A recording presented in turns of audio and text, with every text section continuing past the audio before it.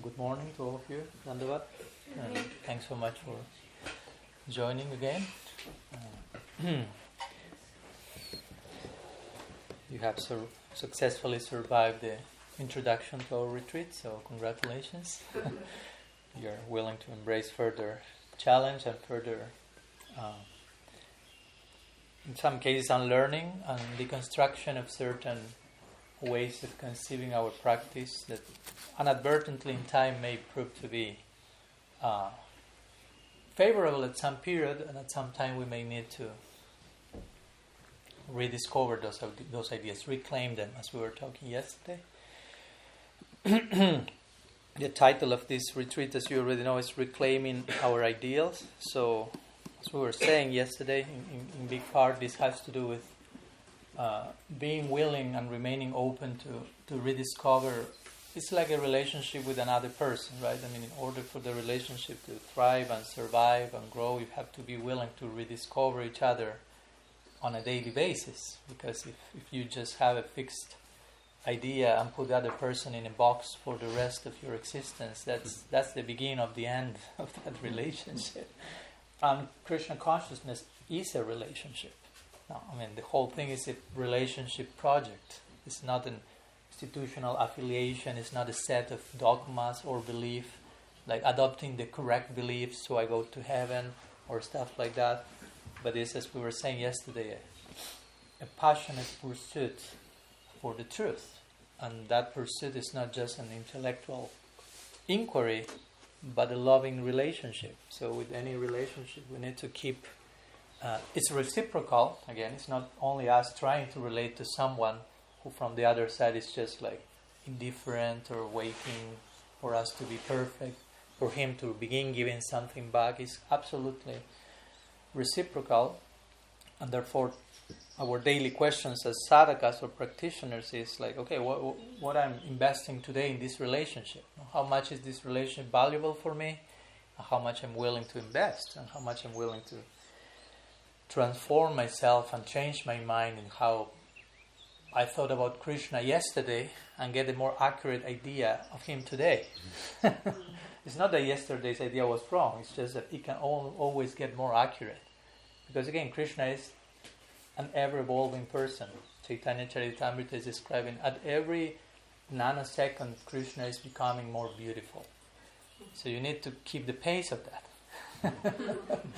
That's Krishna consciousness. You have to catch up Krishna's ever-evolving heart, love, to its a daily basis of seeing where I am in this relationship, how can I grow deeper in that. So those for us are our ideals, and we want reclaiming them means keeping them fresh and open and willing to grow forever. And the ideal is so charming that Srila Siddhar Maharaj will say beautifully.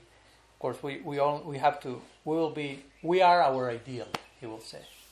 You are your ideal. Tell me which is your ideal, and that's what you are. That's what you will become. Of course, provided that you are committed to your ideal. Because it's not just like, okay, my ideal is this. And you have the official one-liner, you know what to say if someone asks you that. But the point is how much you are living out your ideal. You have a belief. All of us, I say, I believe in this, but how much we play out our beliefs. That's how much we believe in something.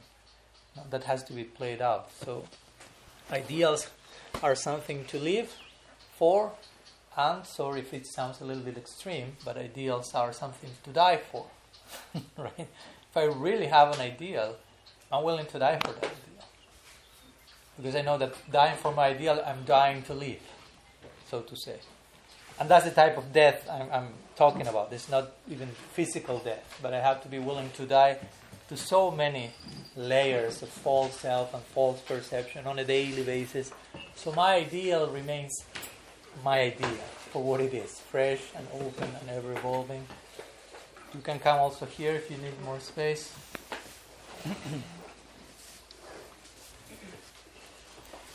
So, anyhow, also the other day Devamala Prabhu mentioned this important word, sambandha, that probably many of you all of us probably know, but again, probably all of us may take for granted.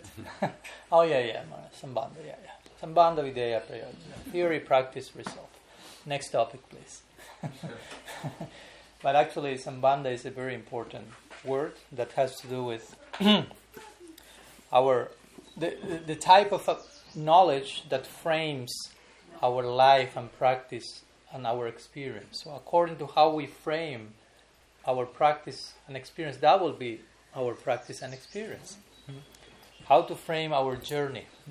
The other day I was talking with a friend who told me that he had some way of framing certain experience he was having, and he suddenly talked with one of his spiritual mentors, and he framed the same thing with different words and a slightly different angle, and that was like the absolute transformation for him. He was completely stuck in a place like it felt forever, and he heard that new framing. I was like reborn. No? Just it needed reframing. No? So Sambandha has to do with that also. No? How we are framing our ideals, so they become how to say? There's this word is not in English. Practicable? No, practicable will be in Spanish. Like able to be practiced. Like really, irresistibly able to be practiced. The ideals have to be framed and presented in such a way that they are absolutely compelling, plausible, realistic, sustainable, that they represent the all-attractive. And Krishna is the all-attractive, and a relationship with the all-attractive must prove all-attractive at every step, despite all that gets in the way of that. So, excuse me, could you say those three things again? It was Sambandha, Avideya. I will repeat them a few times, and Prayojan. Okay. So sometimes it's translated as theory, practice, and result. Let's see, Bhaktarasa gets the H's in their place. It's funny, sometimes the devotees try to be accurate in that, and they put so many extra H's everywhere. I'm not saying Bhaktarasa will do that, but I've seen that many times. An overdose of H's, just in case. It doesn't do any harm. It doesn't sound generally, so let's fill with H. So Sambandha, Videya, and Prayojan, which basically means, again, the knowledge that orients our practice, who I am, who is Krishna, and that's not so simple. It's not just, I'm spirit soul, Krishna is God, and my relationship is divine love, bas. Let's go to Avideya. Let's pray for that type of Avideya.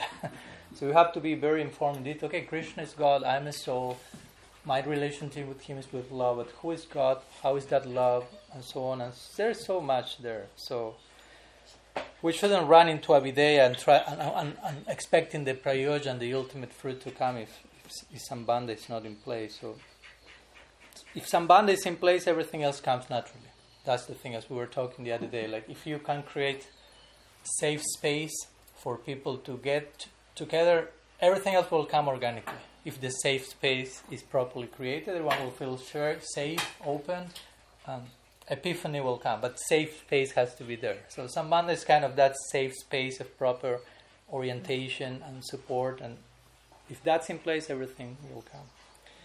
So today, again, part of reclaiming our ideals is trying to address some of our main ideals or some of our main concepts and try to relate to them probably with renewed eyes. So today I like to talk about surrender, which is a word that probably all of us have heard a few times. Maybe for some of us it's enough times. So we want to redeem that term in our lives and try to deconstruct probably some possible misunderstandings of the term. At one point I thought maybe we'd have to name this retreat Bhakti after deconstruction. Right? What's left? No?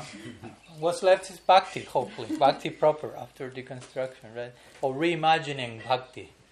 No? Like keeping our, again, curiosity and wonder and spirit. Yesterday word wonder was so much there, so we'll go to wonder again today. Surrender, in one sense, we could, in comparison to the ultimate heights of Gaudiya Vaishnavism and the more developed theological peaks of our tradition, surrender may be a more basic idea, but that something is basic doesn't mean that we have gone deep enough into the basics. At least personally, I weigh more of that idea, feeling very connected with one of my gurus, Bhakti Rakshakti Swami Maharaj, and he will be very much into that. Instead of talking about high topics, he will talk about basic topics in the deepest possible way. Right? Because it's easy to talk about high topics in the most superficial way. And that's very unbecoming for me. That's the worst thing you can do to honor those peaks. So the best way to honor those peaks is let's go to the basics as deep as we can and realize how deep we can go into something. If you have the capacity to go deep into something very basic, that's a good warranty that you are walking in a realistic way towards the highest goals, right? That was the main motto of Bhaktisiddhanta Saraswati. Puja la raga pata gaurava bhange. Srila Maharaj will say, Bhaktisiddhanta Vani, the real existence of Bhaktisiddhanta is there. No, which means Bhaktisiddhanta Saraswati Thakur will worship the path that takes to the love of Vrindavan. He will worship with awe and reverence, not Krishna in Vrindavan, but the path that takes to that. He will put over his head that type of love, putting it as that's my goal to attain, but not rush into that. No, like Srila Maharaj will say, my Guru Maharaj will talk 85% about what Krishna consciousness is not. No? In other words, he will kind of flesh out misconceptions. No? He will address what we think Krishna consciousness is and show that's not Krishna consciousness for the sake of speaking about that 15% of what actually is. So that's a form of tapasya, that's a form of fire, a very necessary one. And somehow we will do something of that, like that today, trying to, at the same time, clarify what surrender is not, and what surrender is, and what surrender could be. Now, all that it can be, because although someone can come here as well, no problem. Although we have our official definitions of surrender, again, surrender is an open reality. It can always become something else, right?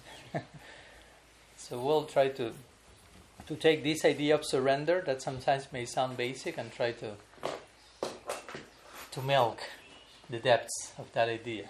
So we were talking, I think yesterday or 2 days ago with Ananda Murari. There's a style in Indian music called Drupad. So in this Drupad, they will sometimes sing one note and stay with that note 30, 40 minutes. Forever. Yeah.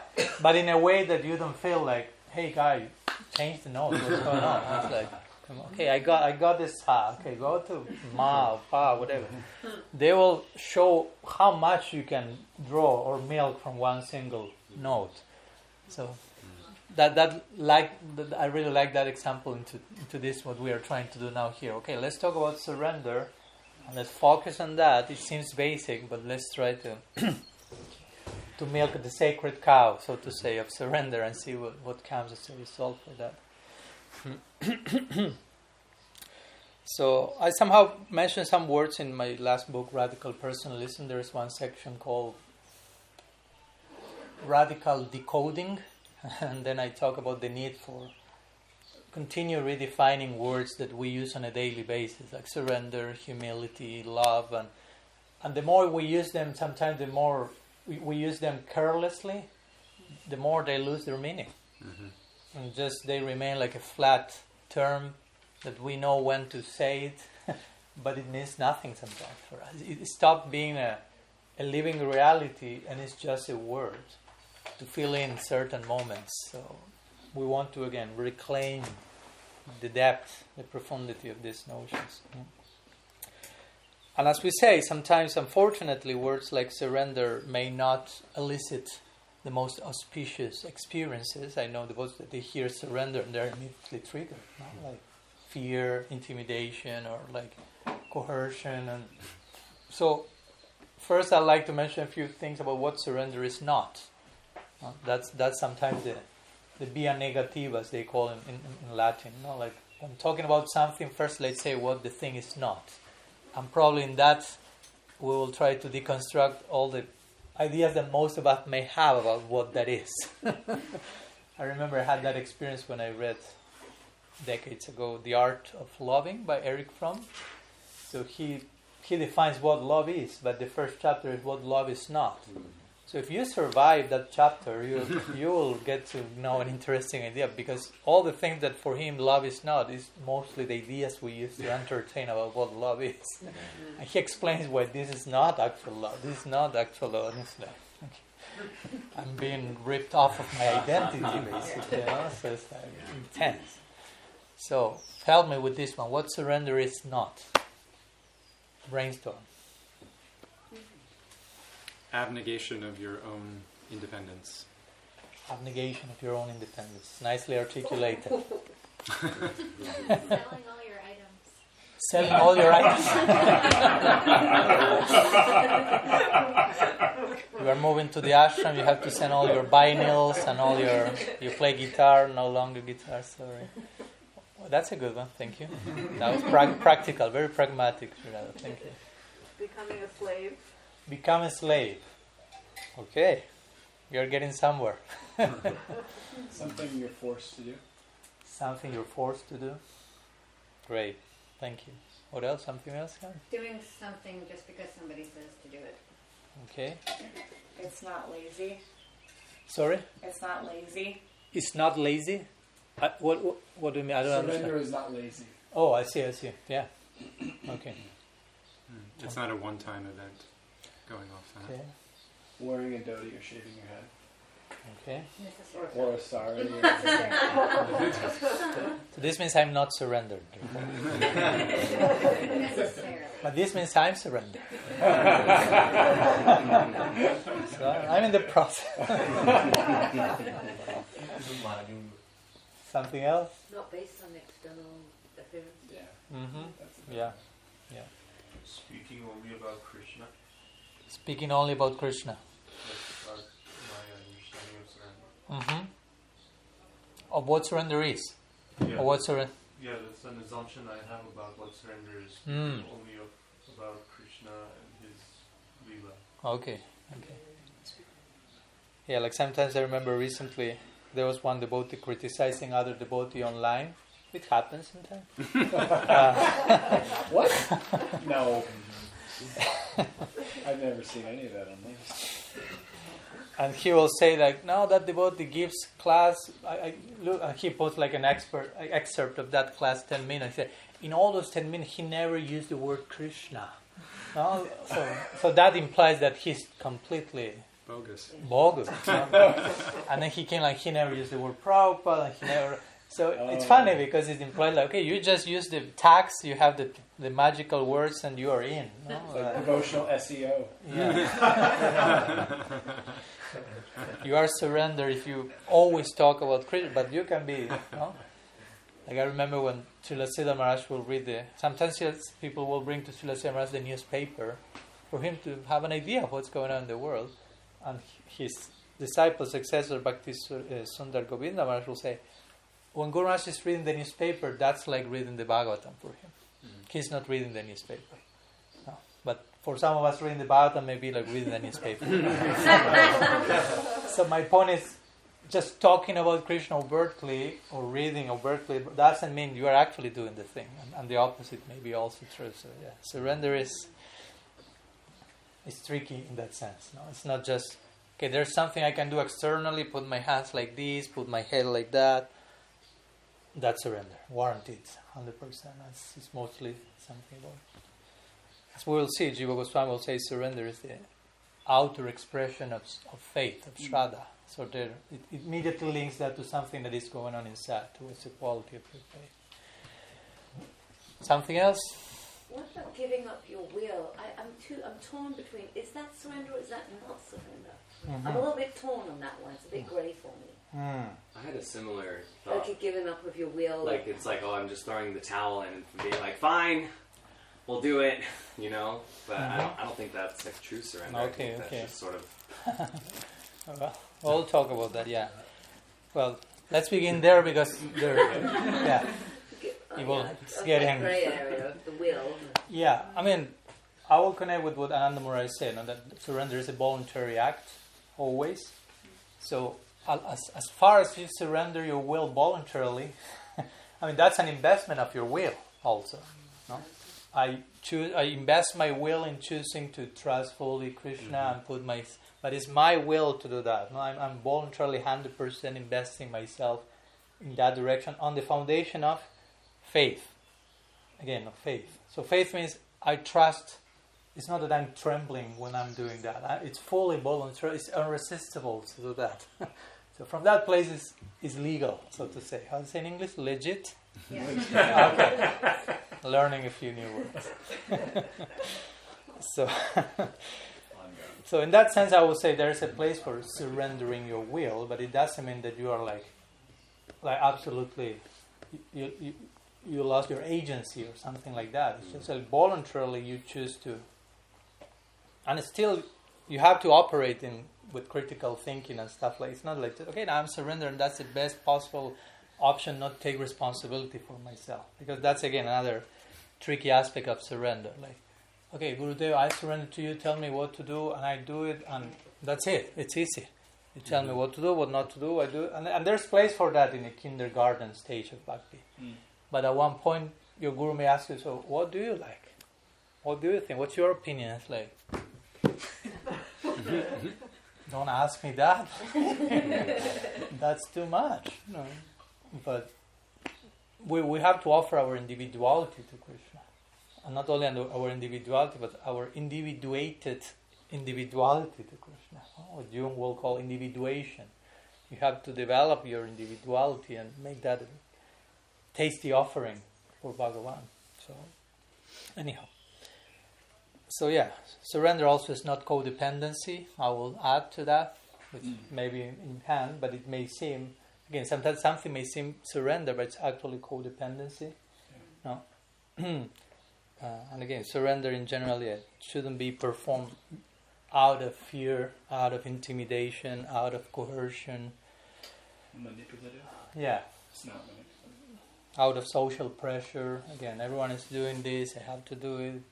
Or to belong, which does not belong, as I like to say, that's fitting in. And we need to belong. We cannot just fit in. It's not the same. Don't make the two words the same. That's dangerous. I'm being like manipulative also on the edge, on the side of, well, I'm going to do this so They I want can to get surrender. this, so I can like Buy it. I can buy something or get something from you. Yeah. Which basically codependency is that in one sense. Yeah. But thank you for fleshing out that. Yeah. So the point is that surrender, I will say, in our tradition, surrender is described in utterly positive terms. No? It's not something negative, something to be traumatized about. Like, for example, in the scriptures, 6 expressions of surrender are mentioned, 6 angas, we will say. Anukulyasa sankalpa pratikulyasa vardhanam rakshishyatiti vishvaso goptritvi varanam tata atmanikshepa karpane sadvidasranam. And the essence of those 6, it is said, is goptritvi varanam. I'll concentrate there now because each one is a separate retreat basically. But goptritvi varanam means to have deep trust. Krishna is maintaining me. That, according to the scripture, is the essence of surrender. That utterly positive, because that trust has to be, again, not coercive, not forced, like have trust that Krishna maintains, and you feel like, I don't feel that, it feels the opposite. No? But trying to enter into that place and to understand how Krishna is maintaining each of us, we are talking here in the context of bhakti, and as we were saying yesterday, Krishna's maintenance is not limited to bringing bread to your table. Also that, Jai. Thank you. You're welcome. But I have an irrational fear of starving. okay, I do, perfect. so that's why that's important to me. Totally valid. Perfect. We need to check that box just in case. I mean, if we know there is no food in the table, we may a little bit unsettled now in the class. So we need that certainty. We are okay with uncertainty, but prasad has to be there. Anyhow. But ultimately, when we say Krishna is maintaining us, we mean Krishna is maintaining us through love. That's the ultimate maintenance.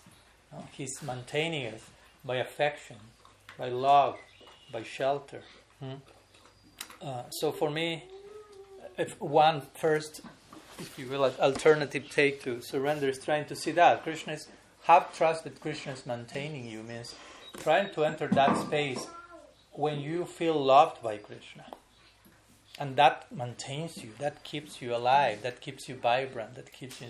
Try to practice, to live in that way that you can contact that. Try to become aware, to be present to Krishna's love, basically, right? And that brings us to a point that I like to emphasize usually, which is, again, I mentioned yesterday, Krishna already loves you. Suhridam sarvabhutanam, he says, Krishna in the Gita. I have a good heart for every single living being. So a good heart means I love everyone. Not only my devotees, because sometimes this misinterpretation is there in our circle and creates lots of elitism. Yeah, Krishna loves his... And I happen to be a devotee, so it's like... Yeah. Yeah, that's true, but he also loves everyone else. Because as we said yesterday, Krishna doesn't have love. Krishna is made of that. You cannot just make like a separation between love and God. Bible will say God is love, love is God. You cannot make a full separation. So if someone is made of love, that person cannot not love. You are made of that. That will be one of the limitations of God. He cannot not love. He cannot do certain things. He cannot not love. So he loves everything and everyone unconditionally, including us. We are not the exception, although we feel that on a daily basis probably. I'm still not loved, I'm unlovable, I'm unworthy for whatever reason. And that's very important to be healed in our bhakti journey. Because if our foundation for practice is Krishna doesn't love me yet, he's indifferent to me, and he will like me only when I check enough boxes and acquire certain points and deserve certain merits, that doesn't speak so nicely about our deity. It doesn't speak so nicely about Krishna himself. And it's absolutely inaccurate to who you are in connection to him. So my point is, you're already loved by God. You're already unconditionally loved by Krishna. That means you have to accept that. You have to accept that he's maintaining you through that unconditional love. Remember, I'm talking about the essence of surrender, which is Krishna's maintaining you. He's maintaining you by love. That means he loves you unconditionally.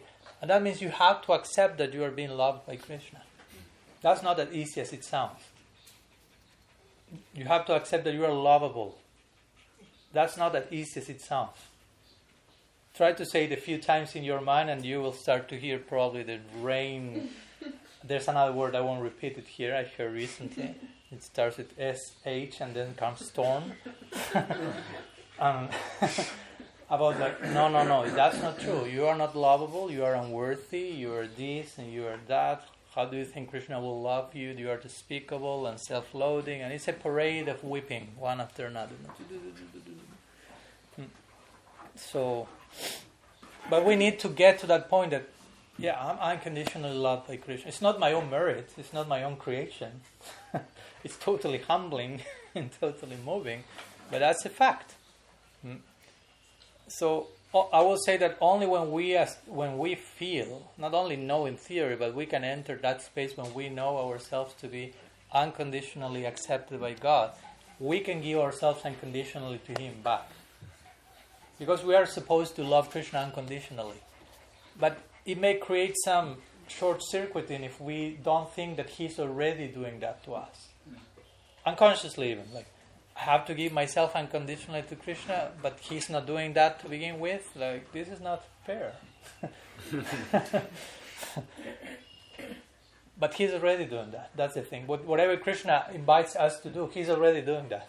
If Krishna talks about surrender, he's already doing that. If Krishna talks about loving him, he's already doing that. If Mahaprabhu says be humble like a grass and tolerant like a tree, he's already doing that. He's teaching by example, always. That's how real teaching comes. So real surrender, you ultimately, and that's my point here, one alternative, quote-unquote, approach to surrender. An alternative doesn't mean less. It's just maybe an approach that we didn't consider is surrender has to do with self-acceptance. Because I have to accept that Krishna is accepting me. Goptri tui varanam. I have to accept that Krishna is protecting me. Krishna protecting me means Krishna loving me, Krishna accepting me. And I have to accept that. You follow my point? That's not so easy, again. It may sound like New Agey, Krishna loves you. Try to enter that space and remain there for a while. And you will see that's quite challenging. So, one main aspect of surrender is to accept Krishna is accepting me for who I am, where I am, despite everything and anything, unconditionally. So in that sense, surrender ultimately has to do with self-acceptance. Accepting myself as accepted by Him. I accept that I am accepted. I'm fully accepted, fully embraced, fully loved, no judgments attached, no biases, no filters, no reclaim. It's just like you are infinitely accepted. Remember when we were doing our podcast a few weeks ago in New Mexico with Father Richard Rohr, and at one point that was a highlight for me. That's why I keep mentioning that in almost every class. And he will say God is the total receiver. I really like so much that expression. He already received you totally. You are totally, absolutely received by Him. But we need to allow that to happen. That's already going on. He already accepts us. But how much we are entering into that space. So that's surrender. Surrender to that fact. Surrender to the fact that you are already accepted and loved by Krishna. Surrender. Accept that. Please understand that. Do not put opposition to that fact. So again, we self-acceptance doesn't mean only accept that God loves me, but accept myself as being loved by God. Again, there is something in me that Krishna loves, and that something is me. It's not just something. There's something He loves, but the rest, oh my gosh, no. What you actually are, as we were talking yesterday with Gopi, we may be identified with imperfections and relativity, but that's not us. What the Atma is, that's 108% lovable for Krishna. And that's who we are. Again, it's not our own creation, but that's who we are. Krishna, what does Krishna says in the Bhagavad Gita about who we are as Atma, after saying what the Atma is not? It cannot be burned, it cannot be this, it won't die. Then he says, verse 29, chapter 2, 3 times, Ascharya, Ascharya, Ascharya. So Ascharya is generally translated as amazing. So Krishna is telling each of us, you're amazing, you're amazing, you're amazing. Most of us is like, just if my husband will tell me that once a year.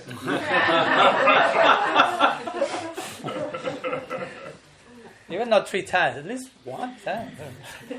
Krishna is saying that on a daily basis, more than 3 times. He could have continued saying Ascharya till the end of the Gita, but a few other things need to be said. But Ascharya, and I looked up on the meaning of Ascharya, can mean so many things. Ascharya can be miracle, like Krishna is telling you, you're a miracle, the Atma is a miracle. It can mean shock. You are shockingly miraculous, something like that. Astonishing, wondrous, beautiful. Those are the words that Krishna has to say when He talks about who we are. But again, how much are we able to accept that? Without becoming proud, because again, we are not our own creation. So it's kind of paradoxical. Because on one side, how much I can say I am wonderful without, again, believing that it's my own creation from a place of humility. Now, I am wonderful as a result of who I am, which is not my own creation. I'm shockingly miraculous and astonishing for who I am as an Atma, but I didn't create that. So I have no reason to become proud of that. I have all reason to be moved and humbled by that. Because I am all that, but of course, in that verse, what Krishna says is, some people talk about the soul as wonderful, hear about that as wonderful, but even more wonderful than all that put together is the fact that many people do not get it, basically. I'm here, yeah. Hello. No. Krishna, you are wonderful, but even more wonderful is that you don't realize how wonderful you are. You live as if you are something else, basically. You are absolutely absent to your wonderfulness. That's the most wonderful of all wonderful things. The most astonishing fact. Krishna himself shows some astonishment. So anyhow, in that sense, Saranagati has to do with this idea, being able to have this self-acceptance for who we are as Atma, understanding that Krishna is fully accepting, receiving, loving us, and we are maintained by His love in that context. And even in that context, we can express, as we talked recently in Alachua, self-love in bhakti. I can learn to love myself in a way that is not selfish, that is not narcissistic, that is not arrogant, but just to love what Krishna loves. No? My point is this. I want to love Krishna. Okay. Loving Krishna means loving the things that Krishna loves. The Prabhupada will say, if you love me, love my dog. No? So if you love someone, you love all the things that that person loves. And it happens to be that Krishna loves everything. Including you. So I have to learn to love myself in the context of I am one of those entities that Krishna loves. You follow? There is place for self-love in bhakti. In loving Krishna, I can love myself, and of course it doesn't end in me, because Krishna loves everyone else. So then comes the price to pay. I have to love everyone. Because at one point, oh, so nice, I can love Krishna and love myself. Let's leave it there. No. Krishna loves everyone. Everything, if you will. He cannot not love. So if you love Him, your love for Him has to be reflected in your love for everyone else. If you say, I love you, Krishna, but you behave in very unloving ways to everyone else, Krishna says, I don't believe you at all. No? Like the other day, some months ago, Bhakti Rasa shared this quote.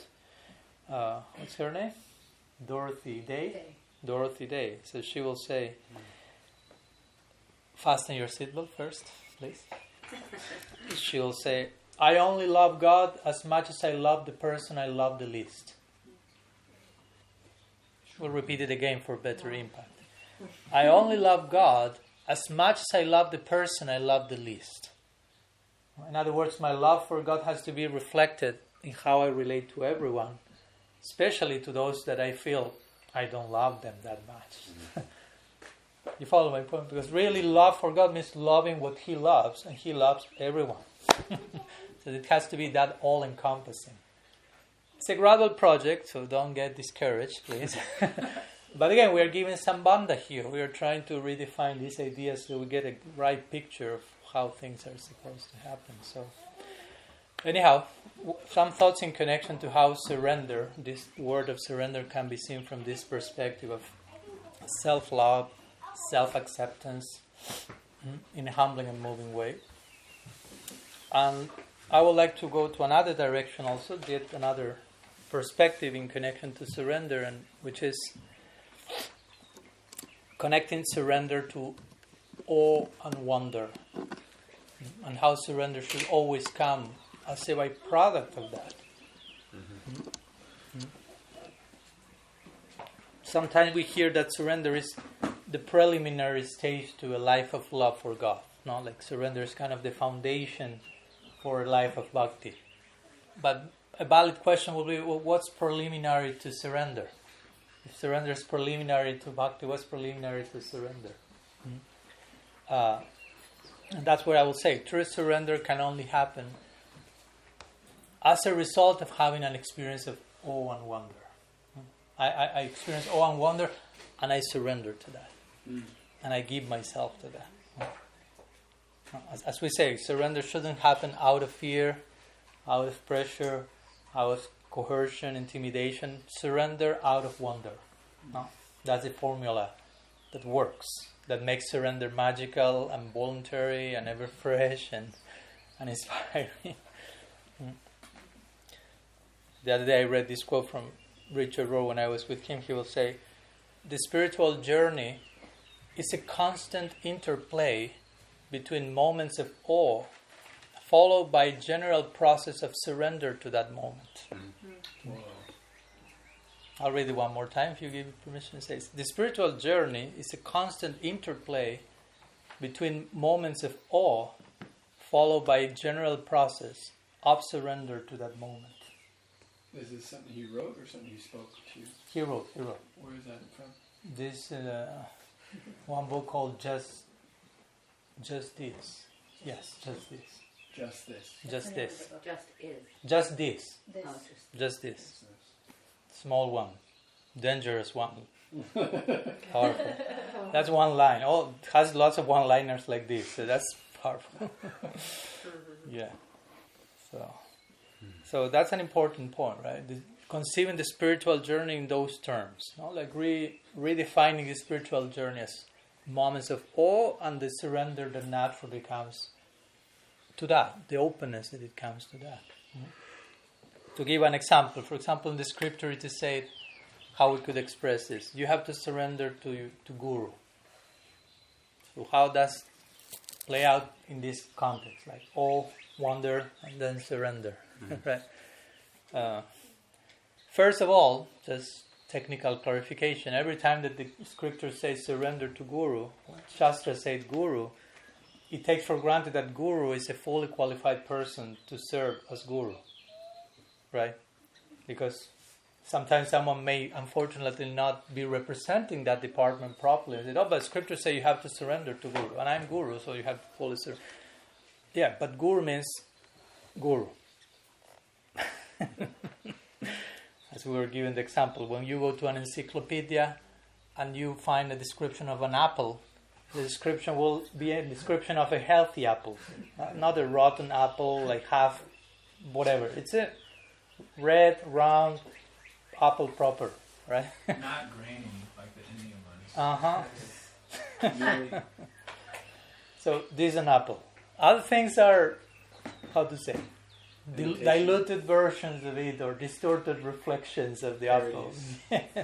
So the same when scriptures say Guru, there is some preliminary idea included in that we have to keep in mind. So we don't abuse these statements from Shastra. You have to surrender to Guru. And then again, surrender to Guru means before surrendering to that particular individual, in this case, there has to be first an experience of awe and wonder. Srila Siddhartha Maharaj will say,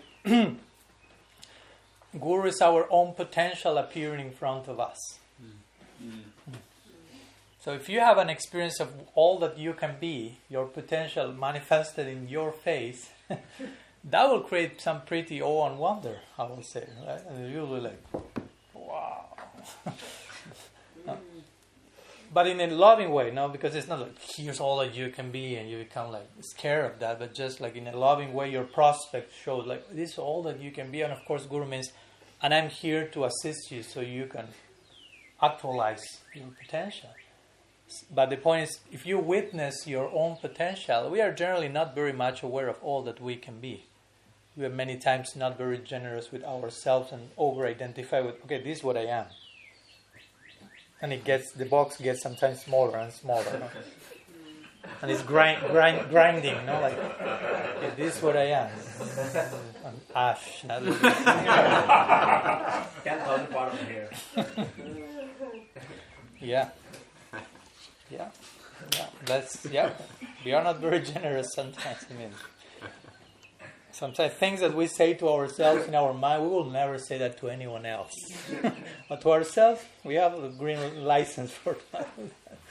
So the thing gets smaller. So Guru is someone who is very generous in terms of showing all that we can be and inviting us not to be complacent and not to be self-limiting and see like, you can be more than this is your potential. You are an Atma, but the Atma has potential. And your potential is unlimited.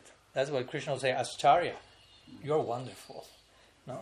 When Krishna says you are wonderful, he's seeing the Atma and the potential of the Atma. I'm realizing, wow, there is no limit to this. This is astonishing. Srila Maharaj will say it in his own words. He will look at his disciple and say, your future is brilliant. No? It's basically the same thing. No? You have unlimited potential. Your future is brilliant. So my point is, if you really are standing in front of someone like that, that creates awe and wonder. No? and naturally, there is a surrender that comes after that. And starts the process of surrender. Again, because as Deva Madhava, I think you say, surrender is not a one-act performance. Sometimes I know devotees saying that, like, okay, I surrendered. No. Like, what does it mean? I surrendered. Yeah, yesterday I was not surrendered, but today I'm surrendered. So what happened in between? Tell me. But it's not a one-act performance. Chaitanya Charitamrita says, Diksha Kale Bhakta Kare Atma Samarpana. So you say, at the moment of Diksha, when you made of your Atma Samarpana, which means like a full, complete offering of yourself, and you're like, wait. At the moment of Diksha, so Diksha, I didn't make a full offering of my Atma yet, so do I have Diksha or not? What's going on here? And then you start to understand, Diksha is a process also. This Diksha is not like, okay, here it is. Initiation, it's the initiation of the initiation. Now you're initiating the process called initiation. So surrender is the same. Offering yourself fully, that has no limit. You can always offer yourself more fully and more fully and more fully. So my point with this is, when we stand in front of our own potential personified as the Guru, that creates awe and wonder, and we start the process of surrendering to that awe, which is embodied in the figure of the Guru.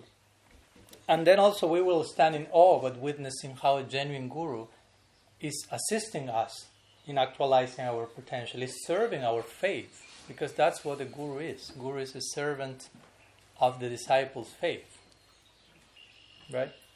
Guru is not the owner of the disciple, just in case. So when a disciple is witnessing, so to say, the miracle of the dedication of the Guru assisting the disciple to actualize his potential, that creates awe and wonder again. So the disciple is kept in that place of awe and wonder and gratitude and reciprocation, and surrender is natural. I want to surrender. I cannot but surrender, because that becomes like the most logical reply to so much awe and wonder coming to me. So that's the idea, no? The idea that we want to surrender, and we find a taste in that. But for that, it has to be prefaced by awe and wonder. An example from the Bhagavad Gita that comes to my mind. A few more minutes I have? Sure. Yeah. Bahunam janmanamante jnanavamam pravadite vasudeva salvam iti samahatma sudurla. So Krishna there is saying, for someone who knows that Vasudeva is everything, that person surrenders to me. And I've seen many translations, and most of them translate this in that sequence. Now, first you know that everything is God. In a proper way, in our tradition, not in impersonal terms. And that's pretty awe and wonderish. No? Vasudeva is everything. Wow. Awe and wonder. And then surrender. No? Prapadyante. So Krishna is saying that to Arjuna in the Gita. When you realize that everything is Krishna, everything, that God is everywhere, or you enter into that place of awe and wonder, then surrender. Awe before Saranagati, so to say. And it's interesting because he says that in chapter 7, and before that verse, which is 19, if I'm not mistaken, Krishna is saying all the things about He's the strength of the strong, and He's this, and like things that teach you how to find Him everywhere. And that chapter is Vijnana Yoga. So Vijnana also speaks about realization, like realized knowledge. So Krishna is saying, when you become Jnanavam Mam Prapadyante, when you know this, when you know how God is everywhere, when you have an experience of that awe and wonder, then you should surrender. So that's how, for me, Krishna's spirit in that verse. No? Unless you have an undeniable epiphany of awe and wonder, don't surrender because you cannot surrender. If you try to surrender without that awe and wonder, that's not surrender. We have to call it something else. Again, codependency, you name it. Although we think it's surrender. It's not surrender. So that's surrender. And that's Sambandha, as we were talking before. Sambandha means everything is connected to Krishna. So when you receive this knowledge of everything is connected to Krishna, that creates awe and wonder. And that sets the tone for avideya, or the practice, which is to be executed on the basis of surrender. You have to engage in bhakti on the basis of surrender. But before that comes Sambandha, which is the knowledge that teaches you to see how everything is connected to Krishna. So you enter this enchanted universe and this magical place of interconnectedness. And naturally you feel drawn, like, okay, I give myself to this. No, this is beautiful. And on that foundation you engage in bhakti. If you don't have that foundation, I wouldn't call that avideya proper, bhakti proper. There is something else, and the fruit will show itself in time to show us, okay, this is not working. So we are tasting some bitter fruits as a result of bhakti. That's what Vishwanath Chakravarti called bhakti-yuta anartha, which is anarthas coming from a misreading of bhakti. When you misunderstand what bhakti is and practice with wrong understanding, there will come fruits from that seem to be coming from bhakti, but they are coming from your misunderstanding of bhakti. And that's an anartha, something you need to uproot, basically. Mm-hmm.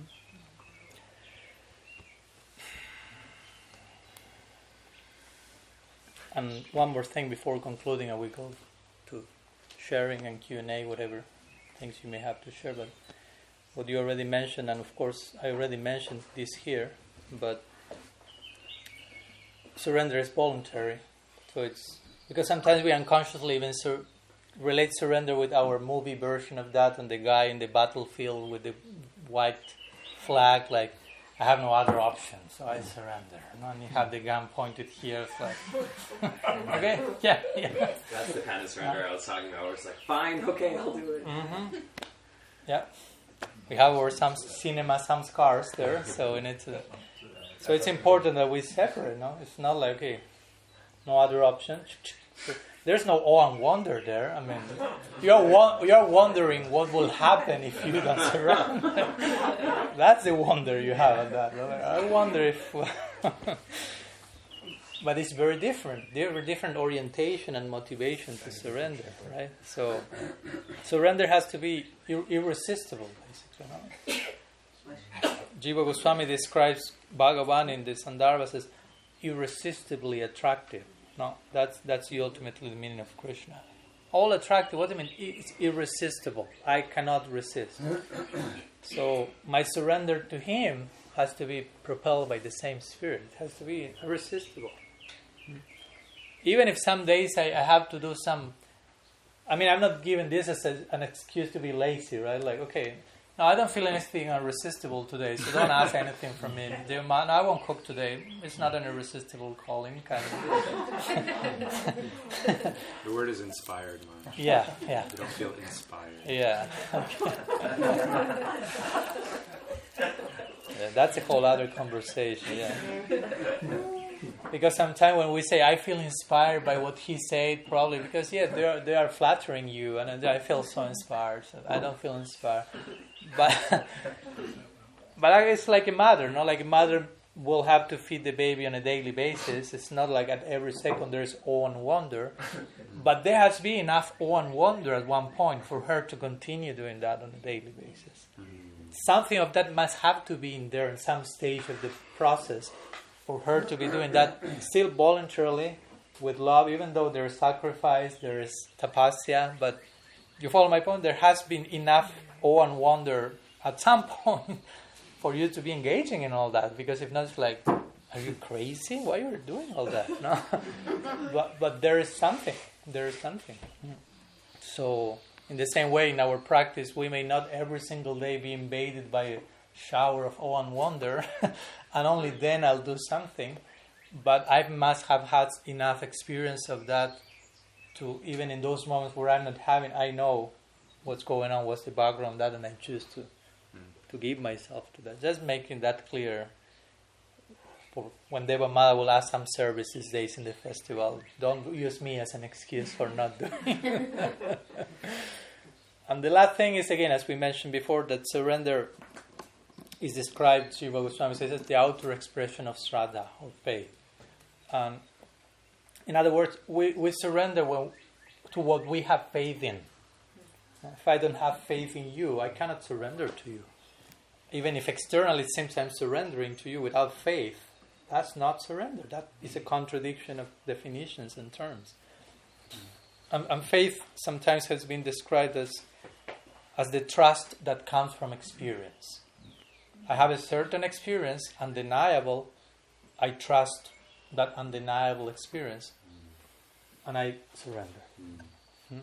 That's the sequence, so to say. Experience, undeniable experience, charming, attractive, one wonder. I develop some trust and experience. I cannot deny that, and I give myself to that.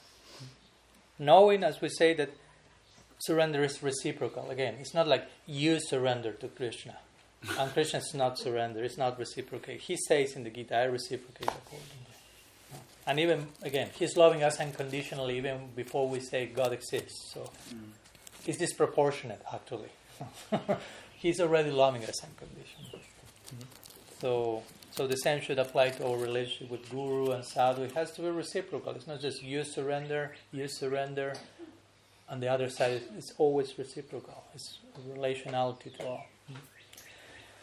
So anyhow, this is the surrender that is the foundation and the bedrock to our practice, but it has to be reclaimed. It has to be understood from healthy perspective, whether it is self-acceptance, self-love, awe and wonder.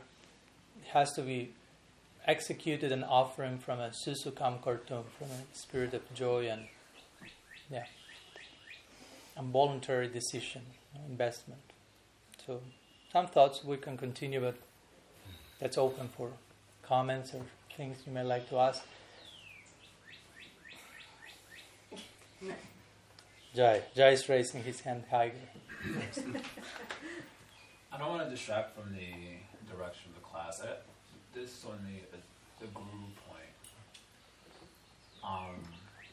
In Gaudiya Vaishnavism, we put the guru in the same position as the absolute truth. Like the first verse of Chaitanya Charitamrita says the absolute has like 6 features. And the first feature are the gurus.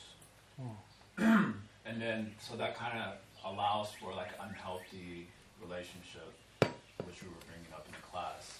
But in the Bhagavatam, the guru seems to have like a slightly more down-to-earth, I don't know how to say it exactly, a slightly more down-to-earth orientation.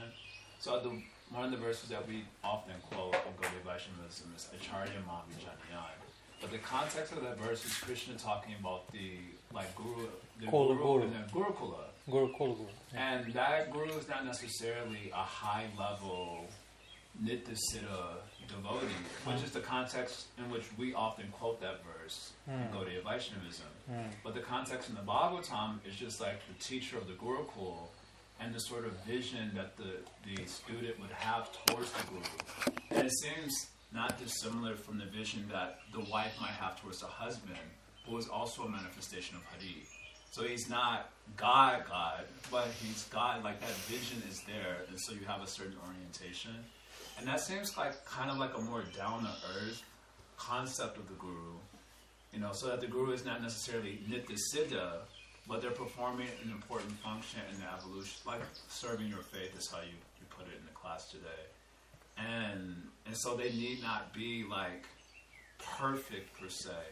So I'm asking this, I guess I'm bringing this up for further discussion because you're like, a guru means like properly situated. I forget how the language that you use. But when I hear that, I'm thinking, well, what is properly situated? Like you fully surrender to a properly situated. First of all, how do you even know what that is? Second of all, to what extent is someone properly situated? If you're not a Nityasiddha, are you yet properly situated? If you don't have bhav and prem, are you properly situated? Like, to what extent, I'm kind of like in favor of like the more down to earth vision that's not so, in some sense, it's not so absolutized. I don't know how else to say it. So I kind of wanted to flesh that out a little bit because otherwise it doesn't leave a lot of room for a healthy orientation towards Guru in the future if we always have to second guess, like, are they properly situated and are they a rotten apple? Whereas like, no, they're serving my faith, that's sufficient. And like, yeah, I'm kind of wanting to flesh that out a little bit. I'm not trying to distract, but it just is coming up for me hearing the class. Yeah, I remember last year in the last retreat, we talked about that, and at least personally I presented some thoughts on that. And I agree with what you say, Jai. I mean, I have some personal experience that takes me to adopt that stance as well, as you can imagine. But beyond my experience, I don't want just to my own experience filter the whole of reality. But I agree that on one side, probably, arguably in connection to even other lineages, Vaishnava lineages, Gaudiya Vaishnavism is probably the one who most like not overemphasize, but absolutizes the position of the Guru in comparison to other traditions.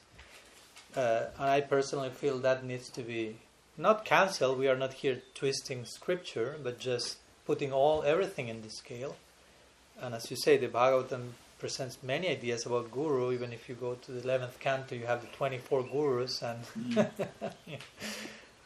for me, it's challenging in one sense because that shows about Guru as a principle of divine revelation that can manifest even in an insect, on water, and the sun. Which again, it's tricky in the sense that, okay, so then I don't need to accept anyone because I'm just every night look at the moon and that's my shiksha, so to say. But probably you need someone first to teach you how to draw that inspiration. But yeah, I agree with you that for decades and probably, and that's not in the scripture, no? For example, ideas like the Gurus need to see that. Tell me a verse in Shastra where that said. Nowhere in Shastra say that. Gurus need to see that. Guru must be need to see that. On top of that, as we talk, how you know if someone is need to see that? Do you have the need to see the barometer or something? It's not possible. Or even if someone say, no, my Gurudev is a pure devotee. First of all, what do you mean by pure devotee? No? Because pure devotee is a very loose term. What's a pure devotee? What mean need to see the Bhava Bhakti, Prem Bhakti? What do you mean first? And even if you say, need to see pure devotee means Prema Bhakti. So how you know your Guru has Prema Bhakti? No, not challenging your faith in your Guru, just what's your epistemology? That's like, everyone is saying that. Probably that's the praman in most cases. You know? Like there's social consensus about that, and I just joined the crowd, the vox populi. And again, for me, that's not a problem. No? The fact that most of us cannot ascertain whether someone is Prema Bhakta, Bhava Bhakta, need to see that. It's not that first I need to know all those. You have to have all those credentials. So then that speaks about how conditional is my surrender also. If I say only if you need to see that I surrender to you. That speaks more about your unwillingness to give yourself to someone. Only if you are absolutely perfect, I dare to love. Something like that, right? That speaks more about your quality of faith than the other person. Because I agree with you, something more down to earth is that person is sincere as much as I was able to know and experience and has knowledge, have practice, have experience. I'm having experiences in connection to her experience. I'm feeling nourished, and that's enough. And if in time some things happen, as they may happen, if my faith is in the right place, I will continue looking for the truth, and the Krishna will provide guidance and shelter in so many ways. No, for me that's also, although it may sound like for some relativistic to say all those things instead of like over absolutizing one person, but I think we have seen the consequence of that historically. That's what I will say to begin with. Marge, when you were outlining and inviting us to also the different kinds of surrender that are not really surrender, and then you anchored healthy surrender to this awareness that everything is Krishna. I was thinking about 10:8 in Gita, Aham Sarvasya Prabhava, Yeah. and then Iti Mattva Bhajante Mam. Thus they worship me when they understand that everything is coming from me. And all of these half-baked versions of surrender, they seem to be anchored more in a person's fear of their own fear rather than a sense of potential in God. And that just came out in Jai's point. And you said to it, like, the reason you want somebody to be Nityasiddha is so that you don't have to deal with the burden of existence and the messiness of life and love. I just want it given to me in this kind of stock form that isn't going to cause any potential turbulence in my life, and I can trust. Means I can turn off, I can disengage. No transformation. In the right, I can stay as I am and pretend that I'm in the realm of love. Yeah, and it's all self-cheating, with all respect, in the name of surrender. So you are using, as I put in Radical Personalism, we are sometimes using the external form of surrender to avoid the internal substance of surrender. It also sounds like some form of parental trauma too. Many times. Because you just don't want to trust anyone because your first gurus you don't trust, and then the person has to be perfect because your parents were perfect.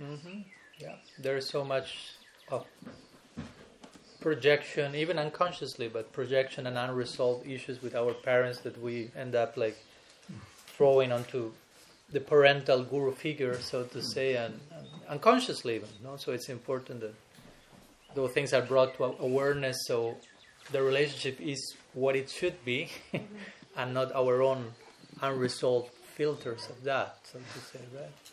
Yeah. Ananda Murari has something, right? I was just thinking, just one reflection, that you were speaking about words that are overused, and as you were speaking that surrender is the response of awe and wonder, I was reflecting that I wish this word awesome wasn't, it's just so hackneyed, but it's such a nice word. But it's just so hackneyed, and I say it for the most mundane things. Yeah. Awesome, it's just... Which could be deep in one sense. Yeah. But awareness. so I'm appreciating that, and I guess I'm looking for clarity also. It's like surrender is the response to awe and wonder, and it's also a moment-to-moment situation. Could you, and maybe you said it and I missed it, but what of the interim moments? You said something to the effect of, you experience enough awe and wonder so that surrender makes sense continuously.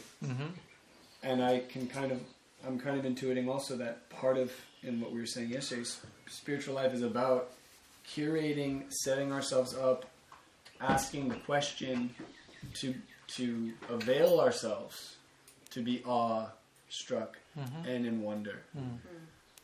But if surrender, because it sounds like surrender only happens from awe and wonder, that surrender can't be when there's an absence of awe and wonder.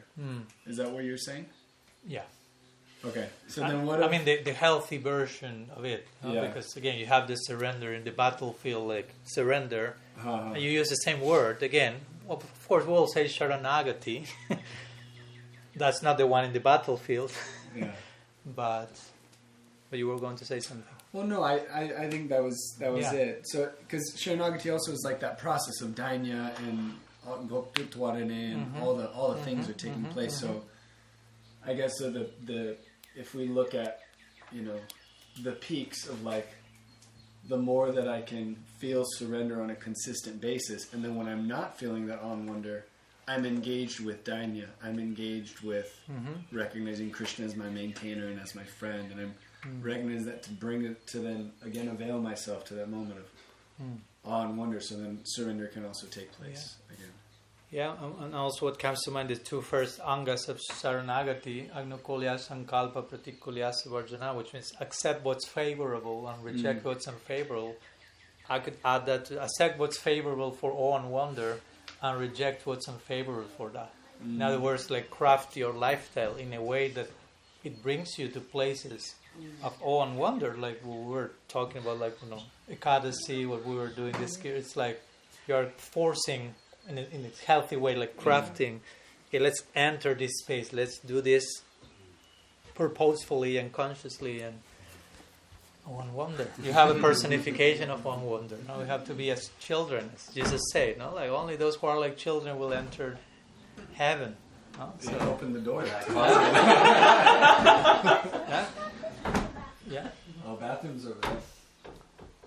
Like Outside. Outside. In the house. Yeah. You good? Yeah, children are also a great example of the capacity for awe and wonder and things like, what are you looking at? Why you are so like... Okay. So we have to remain in that space somehow or other, right? So because modern education, so to say, or what's known as education, many times is just taking the wonder out of everything. No, like you receive the information, you learn to figure out everything. Now you know what everything is about, and there's no wonder left. I'm an educated person, but we need our PhD in wonder. Yeah. Dr. Wonder. Slightly different slant. I'm curious about two things. One is surrender being a symptom or leading into love, and the reciprocation that you were talking about regarding Krishna and the practitioner. And the reason why I asked this question about reciprocation is, and in love, even empathy, because I sometimes wonder, like, you know, when I feel like as a mother, I right before I came here, I had a kind of disconcerting information that got me very anxious about my daughter, and you know, this feeling of like feeling another person's pain, like my daughter's pain, although she's fine and everything. I was feeling her pain, and I've often felt this as a parent, feeling the person that I really love, their pain. They don't even know I'm feeling their pain. And then I'm listening to you, and I'm like, I wonder if Krishna feels our pain. Like, I mean, for me, often it's like, yes, Krishna's doing his thing, he's omnipotent, he's self-satisfied, I mean, why? Like, but then when I think of love, is that reciprocation of that, wow, does Krishna actually feel? Like, I feel another person's pain, that I actually feel like it's a really strong parental experience of love, and I'm curious. It's never really emphasized that Krishna, you know, when I resonate with those emotions, like, nah, Krishna doesn't feel that for me. Like, and I and I watch my mind doing this.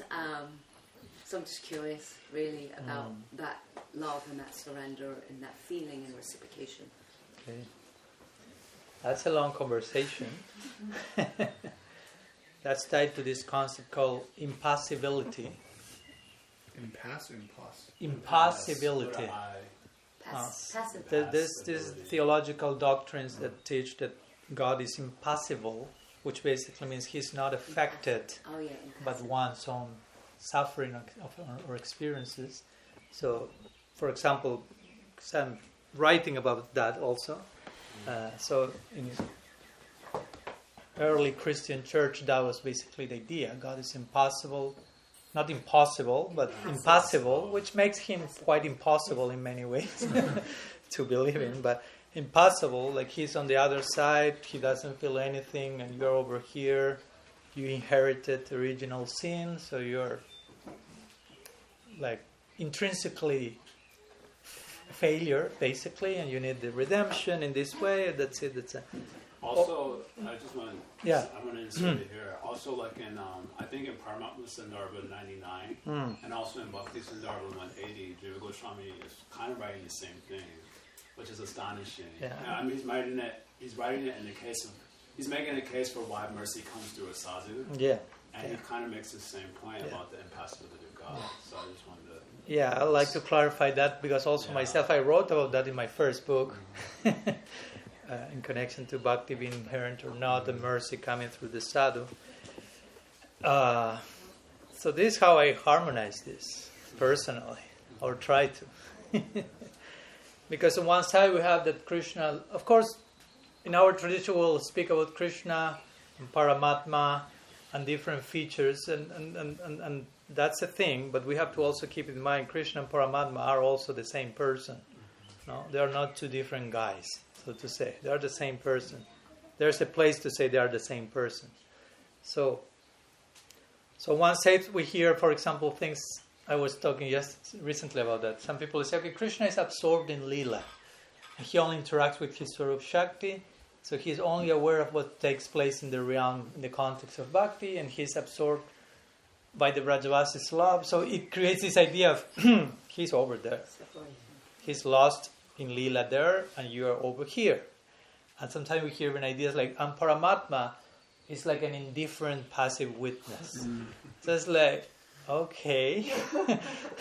Great. So, yeah, but then you hear this other statement say that God loves you unconditionally. Yeah, so that I'm really like confused about it all. So we need to put all on the scale. No? Vedanta Sutra say tatu samam bayat, which means scriptural statements have to be reconciled.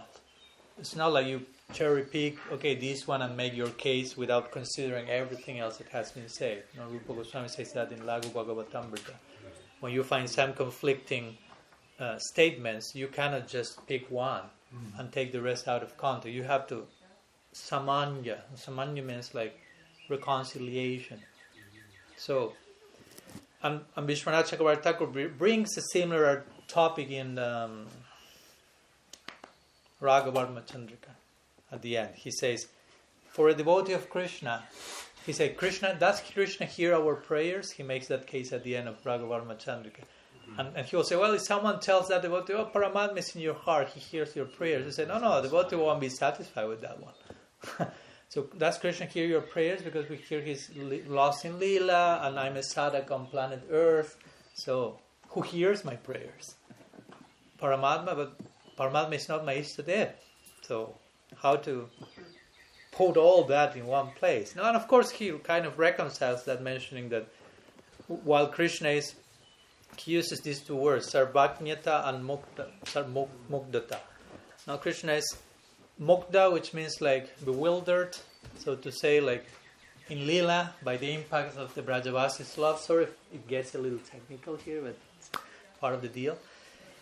And sarvajña means omniscient. So he says one thing doesn't disappear actually, just one takes prominence, but Krishna remains omniscient always.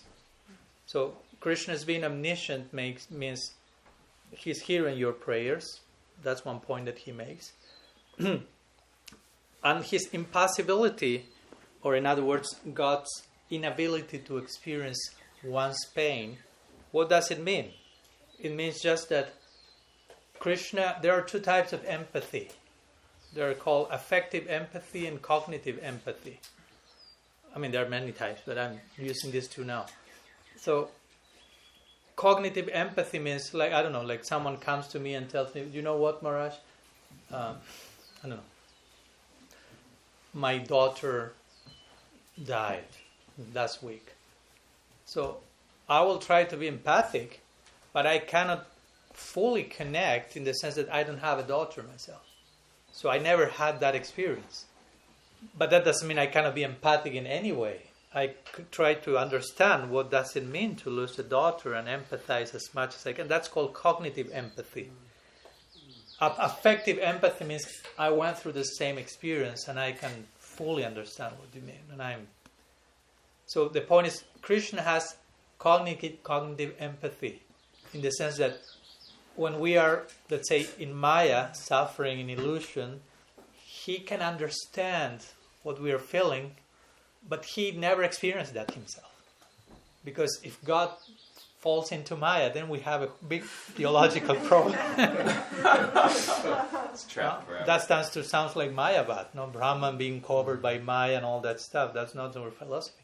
So my point is we have to play out the implications of all the things and why one thing is being said. But we have to be careful not to take them to the extreme. Not like, okay, God doesn't feel anything for you. It's like, ooh. No. You are suffering, or whomever. He connects with our pain from that particular place of empathy, but at the same time, he has no first-hand experience of what it means to be in illusion, because that will compromise his position as God. You follow my point? So in order to preserve that integrity, this form of empathy is mentioned, but that doesn't mean that he doesn't feel anything for anyone. No? It seems like even that if I have a shared experience with someone, there's still it's always going to be cognitive empathy. Because I'm not literally feeling that person, but I'm imposing what my experience was like, and then cognitively connecting it to what they possibly are experiencing. Until you have a child. But even then, until you have seriously, you can literally feel like you're feeling every. You'll have that conversation again in 2 weeks. Let's see. Let's see what you say in 2 weeks. Okay. It will be worse when they get older, though. Yes. So, I get your point. Yeah. At the same time, it's it's unique, personally unique. I mean, you have your own experience with your daughter. Even if I have a daughter, my being a mother to my daughter is not exactly the same way than your being a mother. So it's unique, individual experience is unique. In that sense, I think you say that there is some. I cannot but speak for my experience, although of course that will be closer to your experience than if I would have. If I wouldn't have a daughter even, but still I will try to connect through empathy. That's also the point. Right? It's an experience. Yeah. So then, by extension, if everything is Krishna or Krishna's hand, then the suffering I'm also experiencing is Krishna's arrangement for me to feel that suffering, while at the same time He's witnessing me experience it and empathize with me experiencing the situation that He created for me, right? Maybe? I don't know. It seems logical to me. That was a logical thread. That was wonderful. What does Jai have to say in that regard? Yay! Krishna's so kind. I will qualify that statement a little bit, because sometimes when we say just, okay, whatever is coming is Krishna's coming to me, and it can become very, again, subtly we can just not take responsibility for ourselves or for situations that we may have created. Now, like if I treat you badly now, that will create a reaction, and okay, that's Krishna coming and chastising me. It's a very general. Of course, He's everywhere and so on, but also it's. My point is from which place I'm saying those things. No, from which place I'm saying those things. From a place of taking personal responsibility for what I'm doing. Or just okay, it's Krishna. He's making the arrangement. I have nothing to do. No. You have a place. He wants you to remain an individual with agency. There is some will. It's not that we have unlimited free will, and that's a big conversation. Free will, but there is still some free will. Although we are influenced by so many things, in the midst of those influences, still there is some space for deciding. In the context of being influenced, we will never be not influenced. You pick Maya Shakti or Sarup Shakti. Both are influences. If you want to be devoid of those two influences, you enter Brahman and have no sense of individuality. So the price for not being influenced means you lose your sense of individuality. That's interesting. Remaining an individual means remaining under some form of influence. But under that influence, you express your individuality. And Krishna wants us to be individuals. But of course, there's place to say, and that's said in Scripture many times, if you surrender to Krishna again, that's a process, and there are degrees of that. So Krishna will take care of your life and make arrangements in you. He has His own free will. No? So as we try to relate to Him and make our arrangement, He will also, so to say, disrupt your life with His own will, as much as you invite Him for doing that. No, again, He also is respectful of one's choices, because at the end of the day, love is a voluntary choice. And as much as Krishna loves us and he invites us to love him, that has to be kept voluntary, because if it's just like him jumping on top of us and we have no decision in the matter, how loving that is. So the charm of love is that it remains individual. So yeah, he has his will, his individuality, he interrupts lovingly our life, but also it doesn't mean we have no word at all about it or no responsibility about things we are doing. But at the end, from the bigger picture, yes, Krishna's maintaining us, and whatever comes to my life has to be seen as Krishna's grace. But also the point is, how I'm seeing that's not necessarily Krishna's grace. You follow a certain, as we talked yesterday, God comes to you disguised as your life, some life circumstance. Okay, yeah, that's somehow God's mercy, but how I'm seeing that what I feel by how I'm seeing that's not necessarily God's mercy. It may be my misreading of God's mercy. Because if you follow my point? Because you were talking about pain, I think, or something, but pain is how I feel toward a situation. So it's not so much the situation in itself. Okay, you may feel pain with that situation, but some other person may not feel pain with that situation. So the response to the arrangement that comes from outside, the response is come from us. So that's not necessarily Krishna's arrangement. That's my own way of responding to Krishna's arrangement. So if I'm sincere and open, I will have the proper response. But if not, I will be just freaking out and running from that situation. And that was Krishna's response. Yeah. Some thoughts, extra thoughts on that. Something else? I just had I was reminded of Viktor Frankl. He has this statement, and I'm also reminded of Sridhar Maharaj, just to this point. The space between... What is Maya? There's this article on what is Maya, Sridhar Maharaj. About regarding Viktor Frankl, what you were going to say? Yeah, they're connected. Okay. Viktor Frankl says that oftentimes we ask what is the meaning of life. But he said actually... It is reversed. Life is asking you what is the meaning of life, and you can only answer with your actions, how you respond. So, Krishna is manifesting in a certain way. You can say he's imposing or interjecting or interrupting, and you answer with a particular action. Parikshit Maharaj's life is interrupted, and he says, I see that as God coming to me, and then he responds by going to the Vedic and so on. Yeah. Sridhar Maharaj is asking, what is the conception of Maya? He's quoting the verse from Chatur Shloki Bhagavatam, Rite Artam Ya Pratyeta, what seems to be a wrong reading of artha, or purpose. The meaning, the purpose of every incident is known to him, Bhagavan God. So many events are harmonized together by him. They are always serving him, but there's a clash with localized interests. Imperial and provincial interests clash. Universal and local interests clash. Only he knows why every straw is moving to this side or that side. He is the only knower. What is the purpose of the grass bending and the wind to this side and not to that side? He knows. All movement taken together as a harmony goes towards him, and he is Swarat. But he says Maya is the wrong reading of that. We read it in the wrong way. So just in support of it. Yeah. Thank you. In one sense, everything can be God, but you can read it in the wrong way, and then you're in Maya. Yeah. And he will describe generally the word anartha. You were saying artha, value. Anartha, he will say false value. You are ascribing false value to the environment. That's anartha. You are misreading reality, basically. Yeah. Anya, you raised your hand, and we may conclude with that. Okay, we have a few minutes. I was told maximum, 12:15. We have some minutes, What I've observed is that when I'm in a state of awe and wonder, my prayer life becomes just thanking Krishna. Thank you, I'm grateful, wow. And I don't ask for anything because nothing needs to happen that hasn't already happened.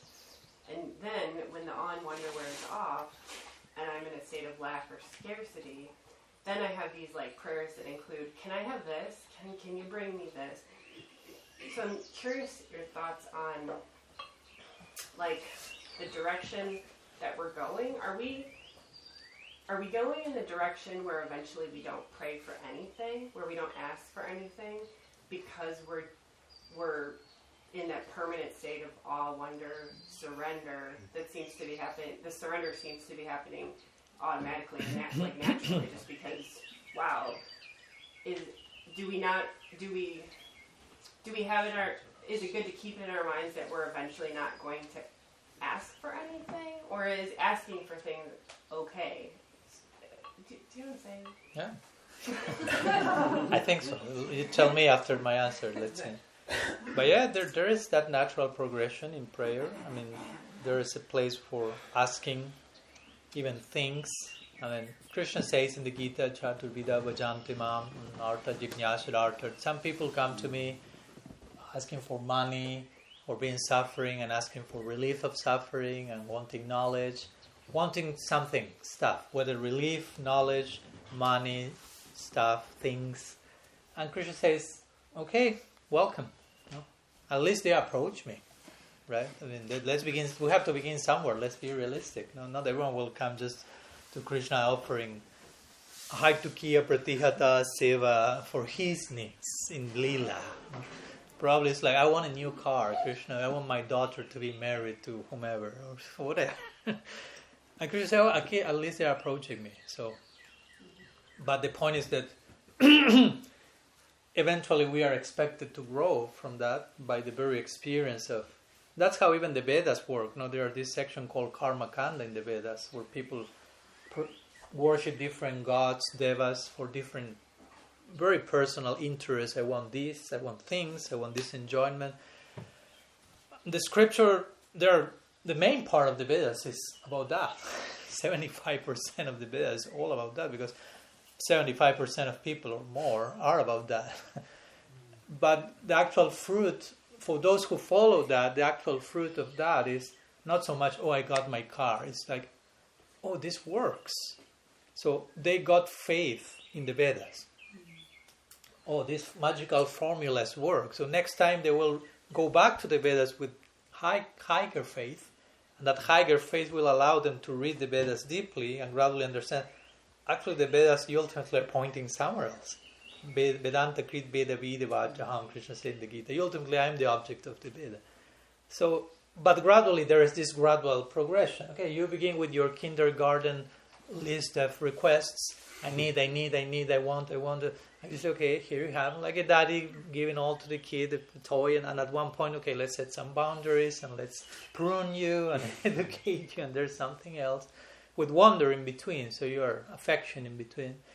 So yeah, at one point, ideally, there's, again, I'm talking in general, each particular journey and experience is unique, but there is this natural progression in which I feel I'm receiving so much that what else can I add? I mean, if God is loving me unconditionally already, I mean, what can be beyond that? Even when you become aware of that, that starts to affect your whole list of requests, because I'm asking all this stuff, but He's already accepting me fully and loving me fully. So, what sense does it make to keep asking things if I'm receiving such a valuable? So the only question at this point is like, how can I reciprocate? And the prayer at one point is more in terms of offering back, not so much paying back but paying forward, so to say, offering myself in service and chanting, to give the example of the chanting for the pleasure of Radha and Krishna. And that's it. And while I'm chanting, trying to chant in the spirit of giving pleasure to them.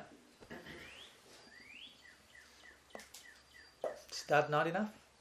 and also gradually understanding that, and again, this is deep and esoteric, but in the context of love, God has necessities also. In one sense, God is self-satisfied. He's Atmaram, Aptakam, everything satisfied. But in the context of love creates its own necessities of further love, of further, the dynamic. So God is needy. That's what fuels the lila. 24/7 in the Leela, Radha and Krishna, everything runs around satisfying the needs of Radha and Krishna, of getting together and increasing their experience of love. They have necessities of another type, different from our list of, I want this, give me that. We come with those lists generally out of emptiness. They have necessities out of fullness. That's a very different type. When you are full, it's not that you don't have necessities. You have necessities to celebrate your fullness. I'm so full that I need to stand up and dance and celebrate my fullness. I have that need. I'm in need. That was Mahaprabhu. Mahaprabhu was so filled that he had the need to celebrate his fullness. And he started to dance and sing. So they have needs. And we will offer ourselves to satisfy those needs. As crazy as it may sound, in eternity, in the Leela, on a daily basis, Radha and Krishna are dying in separation from each other. Every day. That's intensity of love. God is about to die. He never dies. But Radha and Krishna feel like the 10th stage of separation is mrityu, is death-like. You feel like I'm dying in separation of my beloved. And the whole Leela is just working for that not to happen and for facilitating the union. So on a daily basis in Leela, your service will be to save God's life. Whoa. Wow. Wonder. Wow. Because again, who am I to serve God's life on a daily? That's a magic arrangement of Yoga Maya. That's how it happens. No? So my point is, you are about to die on a daily basis. There are very great necessities of service in that realm.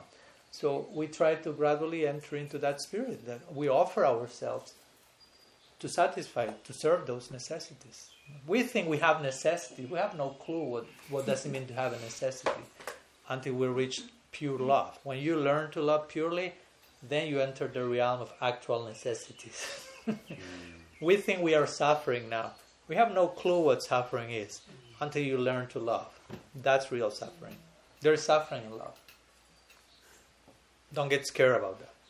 There's suffering in love. So it's in the context of love. It's sweet at the same time.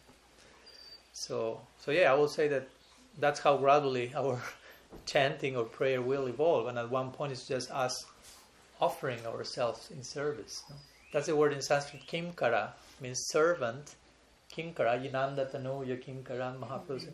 Kimkara means kimkara, kim karomi. What can I do? That's the meaning. Kara means to do and kim means what. So what can I do means like, how can I serve? That's the only question, Prabhupada will say, that's the only question that we have, ultimately. How can I offer myself back in service? He will translate the Maha Mantras, Krishna, let me be an instrument of your service. So, because again, we are receiving so much that now the only question is, how can I give myself? Also, or like I said yesterday, you are already saved. Another way of crafting this. You're already saved. Bhakti came to your life, you're already doing what you want to do for eternity. You won't lose that if you are not a demon, as yesterday we used the word, not monster, demon. You won't lose that, you are saved. So now the question is not so much I'm saved or not, but what to do with my salvation. That's your question now. You are saved already. Now the question is what to do with that. And you can celebrate your salvation and live your life in joyful service and dedication. Some thoughts about that? No, I hope that helps. Very helpful. Thank you.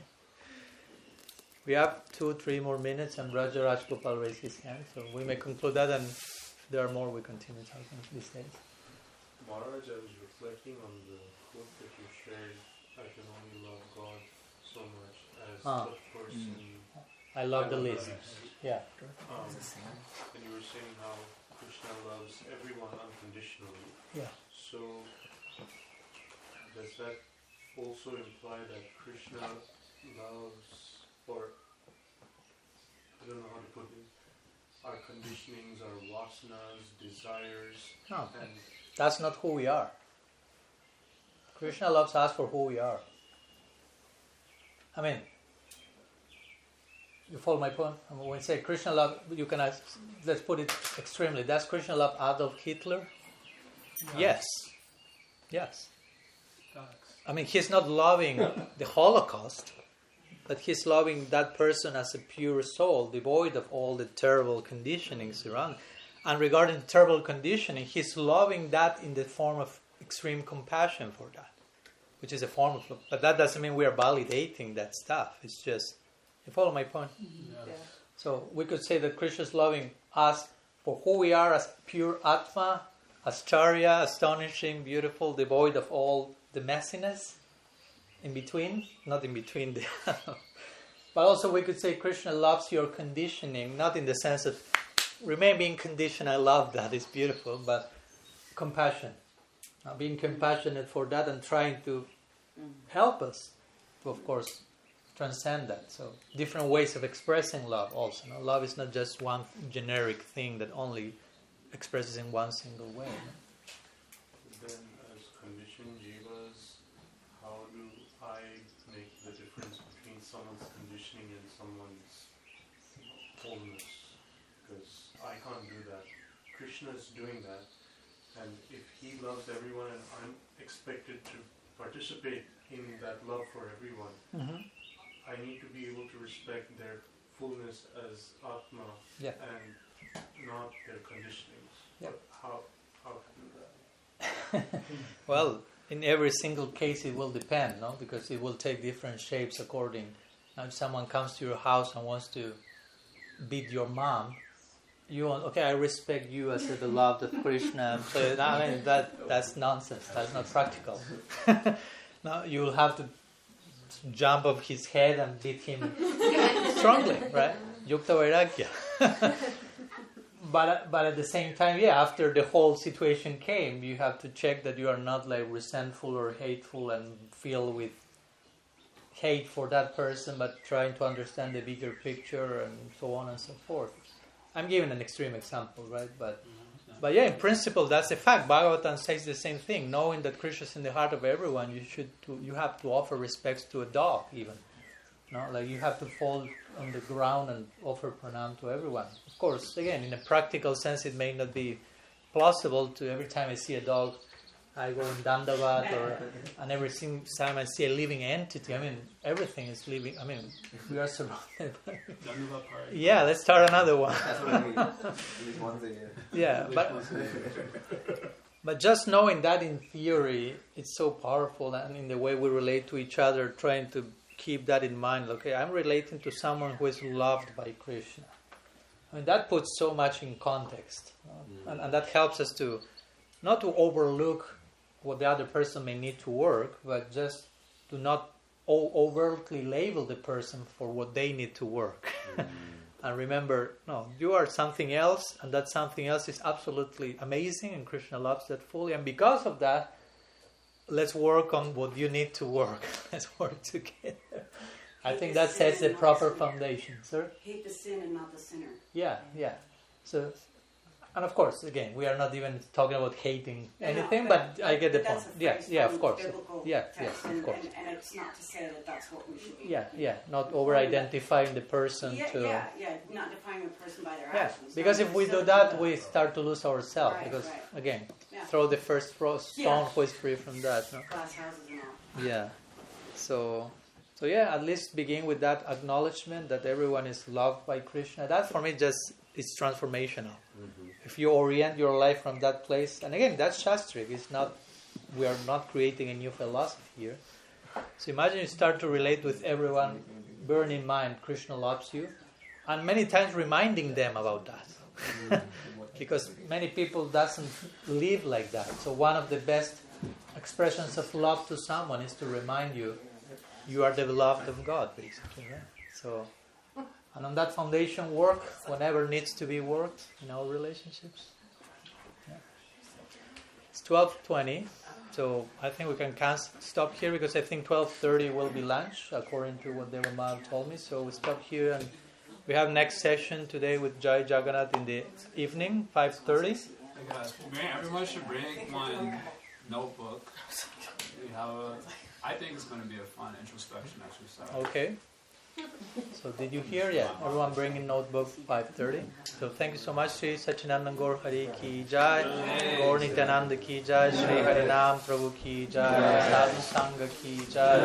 Gaur Preman Hari. Vancha Kalpataru Vishagita Siddhu Sarvatitanam Pavanebhyo Vaishnavebhyo Namo. Ananta Koti Vaishnava Vrinda Ki Jai.